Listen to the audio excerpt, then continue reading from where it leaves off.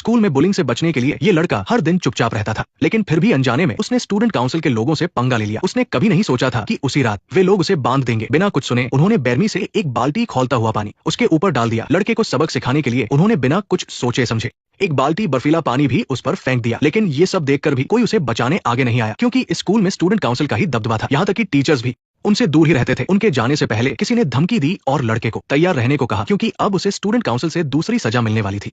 Student council से बचने के लिए लड़के ने दरवाजे के आगे एक टेबल लगा दी और किताबों से हैंडल को कस दिया। उसने हाथ में एक लकड़ी का डंडा पकड़ा और लाइट बंद कर दी। वो गहरी नजरों से दरवाजे को घूर रहा था। जब दरवाजे का हैंडल तेजी से हिलने लगा तो लड़के ने तय कर लिया कि वो आखिरी दम तक लड़ेगा और पीछे नहीं हटेगा। लेकिन लड़के ने ये नहीं सोचा था कि उसे तुरंत अपना मुंह और नाक बंद करना पड़ेगा। अचानक कमरे में बहुत गंदी बदबू फैल गई। इस तरह की बेइज्जती कोई भी बर्दाश्त नहीं कर सकता था, इसलिए गुस्से में आकर उसने सारा कचरा इकट्ठा किया और एक बाल्टी गंदा पानी लेकर चुपके से दूसरे हॉस्टल में घुस गया। उसने लाइट का प्लग निकाल दिया और चांद की हल्की रोशनी में देखा कि वो मुंह खोलकर सो रहा था। उसने बिना झिझके वो सारा गंदा पानी उस आदमी के चेहरे पर डाल दिया और वहां से भाग गया। उसे परेशान करने वाला वो आदमी कमरे में जोर जोर से चिल्लाने लगा। शुरुआत में उसके और रूममेट के अलावा किसी को ये बात नहीं पता थी, लेकिन उसने खुद आगे आकर सब कुछ मान लिया और जानबूझकर उसे उकसाया भी। इतनी बेइज्जती सहने के बाद हमेशा खुद को सबसे ऊपर समझने वाला प्रेसिडेंट बुरी तरह भड़क गया। वो एक जंगली जानवर की तरह बेकाबू होकर एरिक को पीटने लगा, लेकिन एरिक ने पलटकर वार नहीं किया। वो इस प्रेसिडेंट को अंदर से पूरी तरह तोड़ना चाहता था, जो बाहर से अच्छा दिखता था पर अंदर से खोखला था। आसपास के लोग ये सब देख रहे थे, पर किसी ने उसे रोकने की हिम्मत नहीं की, क्योंकि ऐसा करने की स्कूल वालों ने छूट दे रखी थी। लेकिन इस बार प्रेसिडेंट ने गलत इंसान से पंगा लिया था। एरिक एक ऐसे परिवार में रहता था जहाँ उसका सौतेला पिता बहुत ही अजीब और पागल किस्म का था।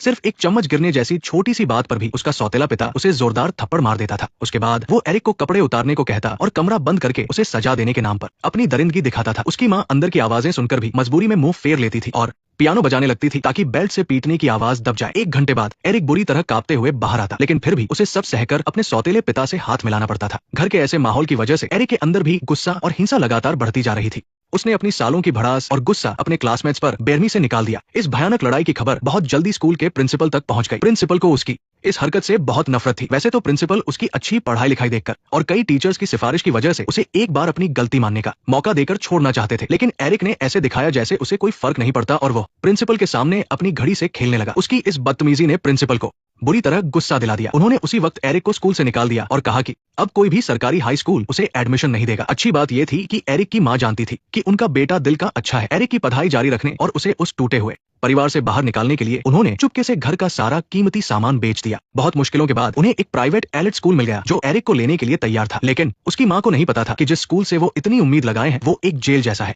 अपने बेटे को विदा करने से पहले उनकी सिर्फ एक ही शर्त थी कि वो अब किसी से लड़ाई नहीं करेगा। जाते वक्त माँ के एक वकील दोस्त ने एरिक को अपना विजिटिंग कार्ड दिया और यही कार्ड आगे चलकर एरिक की जान बचाने के काम आया।